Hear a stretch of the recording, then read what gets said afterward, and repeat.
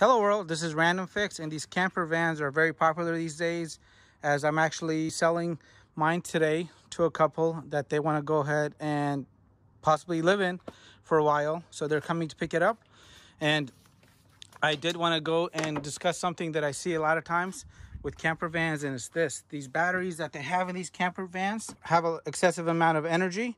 So in this van I have 1120 amp hours of batteries.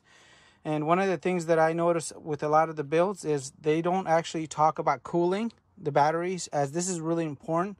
So I'm going to show you guys my solution, and hopefully it helps one of you guys out.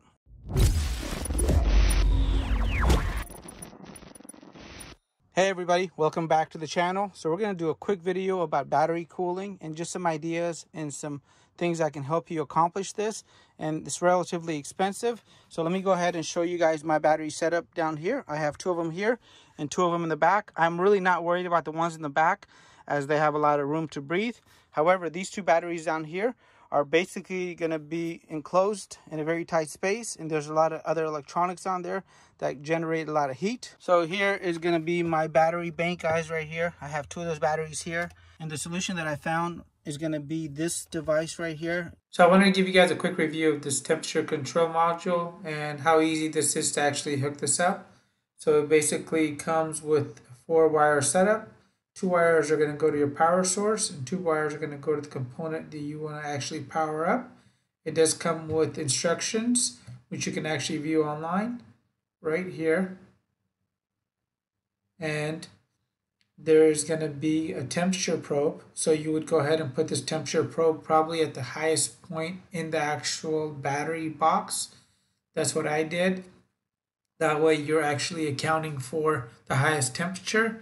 And to get the wind out of that box and let the heat escape, this is the fan that I used. I got mine from eBay. I couldn't find it, so I'll have a link to this and also to that temperature switch in the video link down below.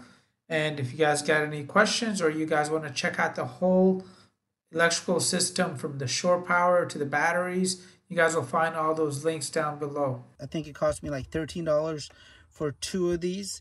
And it can work for heaters and also for fans. So basically you set it to a desired temperature. Mine is set to 25 degrees. So once it reaches 25 degrees, it'll go ahead and engage this turbine fan down here. And this will go ahead and cool off everything in the battery compartment. It's got this vent right here for the air to go ahead and exit. And if I had to rebuild this, I would actually put an intake in as well. And the nice thing with this is it's automatic. So once it reaches temperature, it'll engage the fan. And once the temperature cools off enough, it'll go ahead and disengage the fan. So you don't have to worry about draining your battery on your van if this is a concern, as this will go ahead and handle everything for you. And it's very affordable. Do not put these large capacity batteries together without a cooling system, as heat destroys everything and the cold just reveals it.